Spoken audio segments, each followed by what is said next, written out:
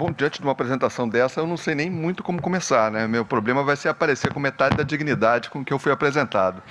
É um prazer estar aqui, é um grande prazer estar novamente sendo convidado a participar desse evento junto a um grupo tão qualificado. Para mim é um prazer e um privilégio. E o tema é esse: terapia com 2 medicamentos com base em inibidores de integrase em pacientes que não obtiveram êxito anteriormente na terapia antirretroviral. Esses são meus potenciais conflitos de interesse. Bom, conduzindo um pouco a história dessa discussão, principalmente sobre drogas ativas, né? Como que se desenhou a história da terapia antirretroviral combinada.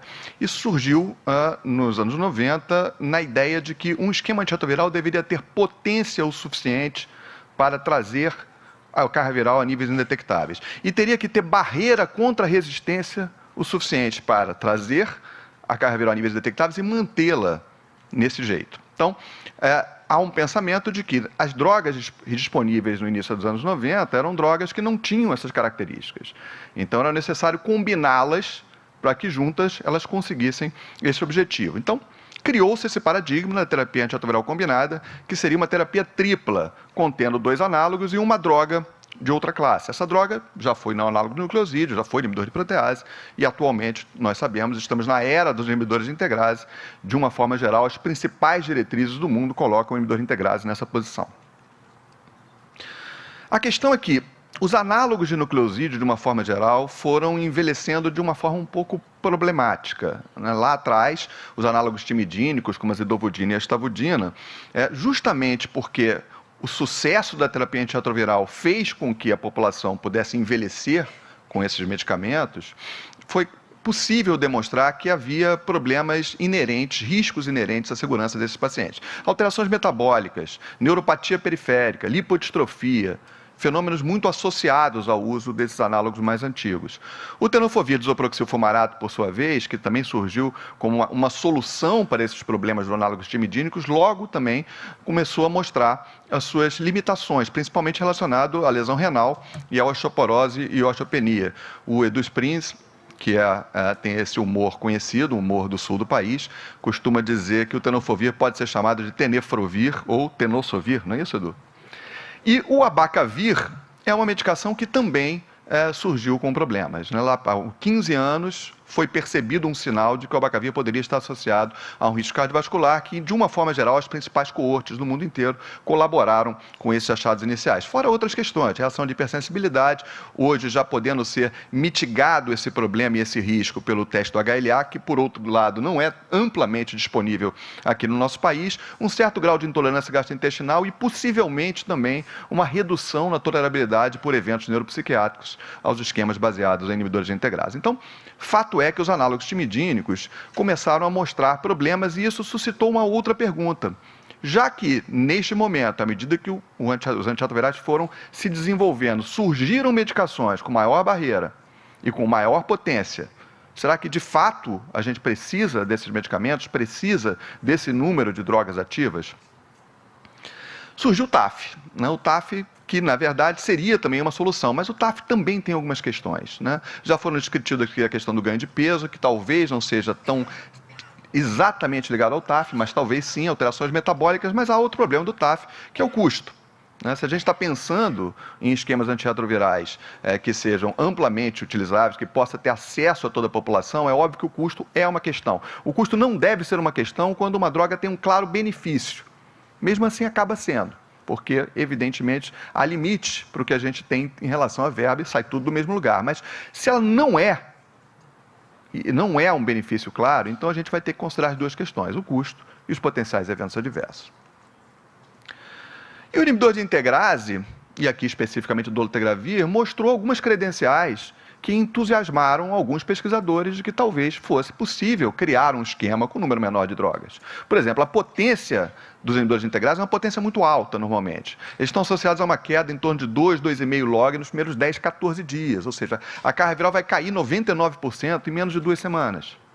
A barreira contra a resistência desses medicamentos parece uma barreira muito próxima aos inibidores de protease reforçados com ritonavir. A gente vê aqui os estudos de desenvolvimento do dolutegravir, o SPRING, o SINGLE, o FLAMINGO contra o raltegravir, efavirenz, darunavir, ritonavir. Em nenhum desses estudos, a falha ao dolutegravir estava associada ao risco de resistência.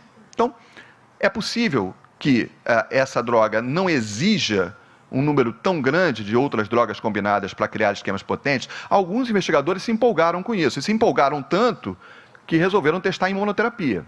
E aí a coisa não funcionou tão bem. Esse é um estudo do Blanco, um estudo pesquisador da Espanha.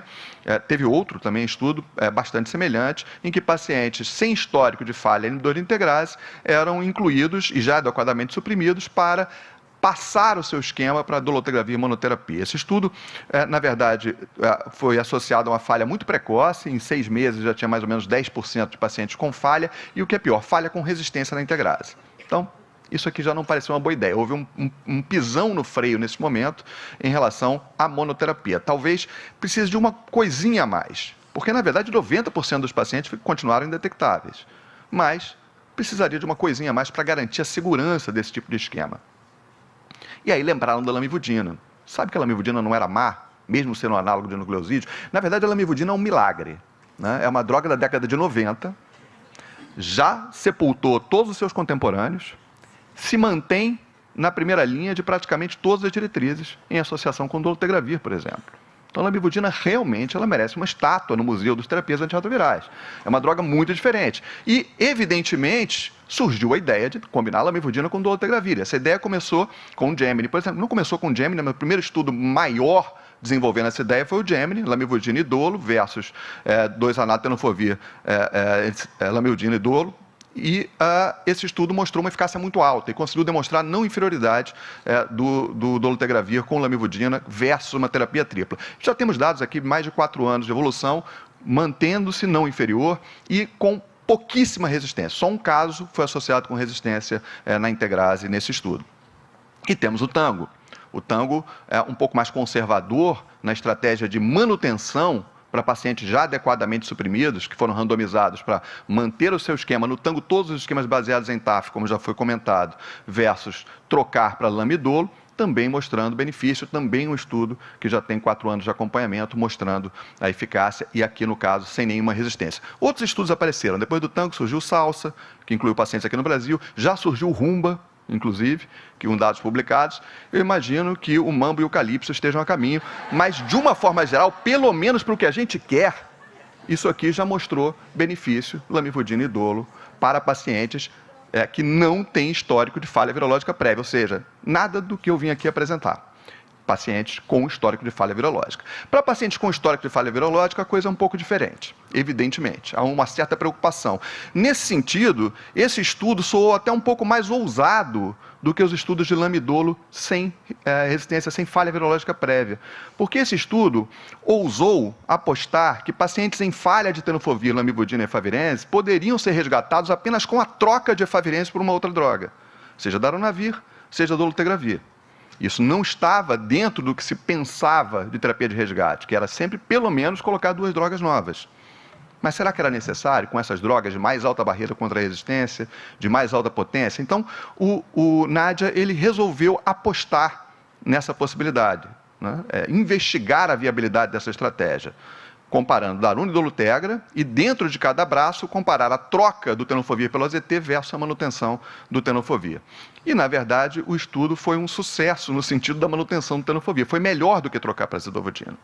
Mesmo pensando que um pouco mais da metade desses pacientes tinham resistência completa ao tenofovir. Inclusive, esse grupo foi um grupo que foi melhor do que o grupo que não tinha a resistência ao tenofovir, no caso a 65R. 65R é uma mutação que confere resistência tanto ao tenofovir como à lamivudina. E nesse grupo a gente teve quase 90% de supressão viral no braço do dolutegravir e no braço do darunavir também. Então isso mostra que, na verdade, o dolutegravir precisa de muito pouco. Mesmo com 2 drogas já com a sua eficiência comprometida, praticamente o que muitos autores chamariam antigamente de monoterapia funcional, o que esse estudo mostra é que não, sempre ajuda. Mesmo tenofovir e lamivudina, com resistência completa, na presença de uma droga potente de alta barreira contra a resistência, é capaz, sim, de suprimir o vírus adequadamente e manter essa supressão. Aqui é o braço, na verdade, de pacientes com resistência ao tenofovir, com resultados muito semelhantes. A gente vê aqui resultados até melhores em termos de percentual. Bom, há um problema um pouco diferente dos estudos, por exemplo, de lamidolo, né, sem resistência prévia. O risco de falha com resistência é um pouco maior, de fato. A gente quase não vê isso nos estudos de simplificação, e aqui nos estudos de resgate a gente vê uma resistência aparecendo em 9 pacientes, mas a gente pode ver também que é mais frequente no braço que usou 2 drogas novas, no caso, a zidovudina e o dolutegravir, do que no braço que manteve o tenofovir. É um risco que temos que pensar na cabeça, mas a chance de sucesso virológico é muito maior. E aí surge a outra ideia. Bom, se tenofovir e lamivudina totalmente resistente, ou quase isso, funcionam com dolutegravir, será que também só lamivudina resistente vai funcionar? Esses são dados, na verdade, de um estudo observacional italiano, da Gagliardini, já publicados há um tempo, que pegou todos os pacientes em uso de lamidolo e viu na série histórica quem que tinha M184V. Esse estudo mostrou que, de uma forma geral, se esses pacientes já estavam suprimidos há mais de 2 anos, há mais de 3 anos antes de ser colocados em 3-TC e dolo, tanto fazia ter ou não a M184V. Só aqueles pacientes suprimidos há menos de 3 anos é que o risco de falha aumentava um pouco quando você simplificava para 3-TC e dolo com a 184V presente historicamente. E o que acontece nos estudos controlados? A gente tem aqui os dados do Tango. Nos dados do Tango, foi-se atrás, teoricamente não podia ter falha virológica ou resistência prévia, mas foi-se atrás dos pacientes que tinham mutação em DNA celular, né, no DNA integrado. E achou-se 7 pacientes que tinham M184V no momento da entrada no estudo, embora não tivessem histórico de falha virológica prévia. E esses pacientes, 4 deles estavam no braço do dolutegravir 3-TC e os 4 se mantiveram indetectáveis até a semana 96, sendo que 3 deles nunca tiveram blip virológico em momento nenhum de acompanhamento do estudo. É o que eles chamam de Target Not Detected, TND. Então, isso mostra que, pelo menos para esse grupo muito pequeno, não houve problema. O Salsa também fez essa análise, uma análise muito parecida, e também achou o mesmo resultado. A gente pode ver aqui o número de pacientes que tinham mutação arquivada para análogo é um número até um pouco mais razoável, em torno de 15 pacientes, alguns deles, 5 deles com M184V, e, na verdade, nenhum paciente teve falha virológica confirmada pelo protocolo. O que apresentou aqui e ali foram blips virológicos, mas falha virológica ninguém teve. Inclusive um paciente que tinha mutação na integrase, a 143H, que, na verdade, mesmo indo para 3-TC e dolutegravir, não falhou. E tem o maior estudo nesse momento, até o momento, pelo menos o maior estudo com mais ampla divulgação, que é o SOLAR 3D, que pegou pacientes que foram com histórico de falha virológica prévia, mais adequadamente suprimidos com algum outro esquema de resgate, e pegou 2 grupos diferentes, cada um com 50 pacientes. A intervenção era a mesma, passar para 3-TC e dolo, mas os grupos tinham que ter essa diferença, ter ou não a M184V histórica ou em DNA arquivado, para se comparar se faz diferença essa estratégia nos pacientes com ou sem a M184V. E esse estudo não mostrou nenhuma diferença, até a diferença favorece o braço que tinha M184V histórica, né, ou em DNA arquivado. Então, mostrou que, pelo menos para esse estudo, que é pequeno, de 100 pacientes em cada braço, ter a M184V não foi um fator relacionado à falha virológica no grupo que foi simplificado para 3-TC e dolutegravir. A gente vê aqui que dos 4 pacientes, dos 2 pacientes, 4%, que tinham carga viral acima de 50 cópias ao final do tempo de acompanhamento, 2 deles suprimiram sem mudar, ou seja, todos eles suprimiram sem mudar o esquema. Não houve necessidade de mudança no esquema, não houve necessidade de intensificar esse esquema. Esses pacientes voltaram a suprimir normalmente. Então, não houve, de fato, uma falha virológica por perda de potência nos pacientes colocados em dolutegravir e 3-TC e, previamente, com a M184V. Mas, para pacientes virêmicos, para pacientes que estão em falha terapêutica, outras estratégias são pensadas para dar um pouco mais de conforto e segurança para o paciente e para o médico. Uma delas, por exemplo, é dolutegravir e darunavir, estendendo um pouquinho o conceito de terapia dupla. né? Essa estratégia foi testada recentemente, esse estudo recentemente divulgado, de 2EFT, que a ideia inicial era comparar daruna e 2 análogos guiados por genotipagem versus daruna e dolutegravir. Eram pacientes previamente falhados, de primeira linha, ou seja, estavam migrando para a segunda linha, e esse estudo foi depois ampliado para um braço que incluísse tenofovir, FTC e dolutegravir. No braço daruna, a maior parte tomou AZT, mas aqui era um braço em que todo mundo tomava tenofovir, 3TC e dolo. E esse estudo, embora tenha incluído um número menor de pacientes, até por conta da pandemia, esse estudo foi desenvolvido um pouquinho antes da pandemia, ele mostrou uma eficácia talvez até superior do braço daruna e dolutega, pelo menos em comparação com daruna e 2 análogos. Lembrando que aqui o daruna sofreu um pouco com AZT, mas mesmo em comparação com dolutega e 2 análogos, não houve diferença significativa, um pouco de superioridade em relação ao dolutegra e daruna em comparação a dolutegra e 2 análogos. Então, essa estratégia de terapia dupla, de certa forma, se mostra interessante e eficaz em pacientes em falha terapêutica virêmicos. Mas talvez o estudo mais interessante, mais provocante que a gente tem em relação à terapia dupla em pacientes previamente falhados é o estudo justamente do que o Mauro falou aqui da enfermaria 86, dos pacientes que aqui temos coordenados pela pesquisadora que temos aqui o privilégio de ter presente, a doutora Mônica Gant, e que estendeu um pouquinho a latitude da ideia dessa terapia injetável, atualmente disponível nos Estados Unidos, de cabotegravir e rupivirina. Na verdade, é um grupo que trabalha com pacientes em algum grau de vulnerabilidade social, até por isso estão no Medicare, Medicaid, e é um trabalho centrado no paciente, na ideia de que muitos desses pacientes não têm condições ou têm dificuldade de aderir a uma terapia de droga única diária. E a gente pode ver que realmente é um grupo, está um pouco difícil ver, eu acredito, mas é um grupo de pacientes, essa publicação inicial, em que inclui pacientes com moradia instável, pacientes sem moradia, pacientes em situação de rua, né? Esses pacientes que usam substâncias psicoativas. Então, um grupo de pacientes que, historicamente, nós todos conhecemos, um grupo difícil de tratar.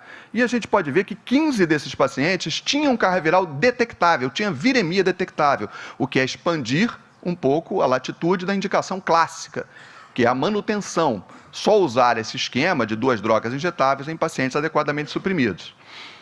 E esse trabalho mostrou um resultado muito bom. Dos 15 pacientes nessa publicação inicial, 12 conseguiram tornar a carga viral indetectável, suprimir o vírus adequadamente, e em 3 deles, os outros 3, na verdade, tiveram uma carga viral, uma queda de pelo menos 2 log. Ou seja, um resultado muito interessante desse estudo. Os dados já foram divulgados, uma ampliação um pouco maior dessa base de dados no CROI desse ano, que é essa aqui, né? A gente vê já um número maior de pacientes sendo incluído.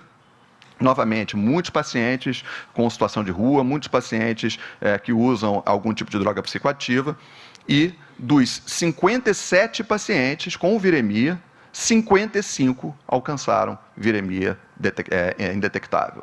Sendo que esse estudo, teoricamente, não poderia incluir pacientes com resistência no análogo nucleosídeo, mas permitia um pouco de resistência na integrase.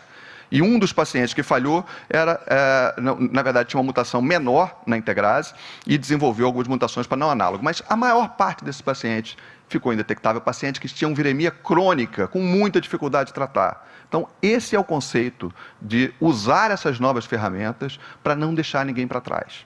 Esse é justamente o que a gente tem que tentar e tem que pensar em fazer.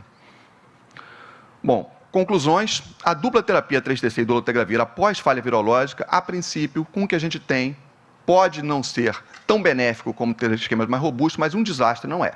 Isso já ficou claro. Há um possível risco de maior resistência a inibidores de integrase. É possível que esse tipo de esquema cobre mais da adesão, tenha um forgiveness menor, perdoe menor esses pecadilhos na adesão. A terapia de resgate com daruna e dolutegra, por seu lado, tem uma eficácia demonstrada que é, no mínimo, não inferior, talvez superior ao tratamento com 2 análogos IPR ou 2 análogos inibidores de integrase. E esquemas de elongação, não temos ainda disponibilidade, a implementação aqui no Brasil, mas teremos.